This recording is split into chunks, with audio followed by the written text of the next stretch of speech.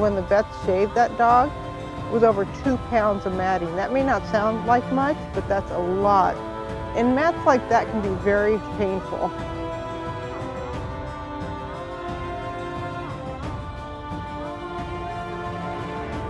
So they're white, fluffy, happy little dogs.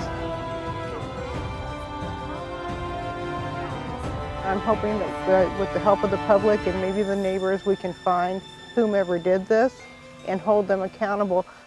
We're right here. If you're in a situation where you can't care for your pets, you get over your head, you lose your job, whatever, reach out to us. We can help. This doesn't need to happen.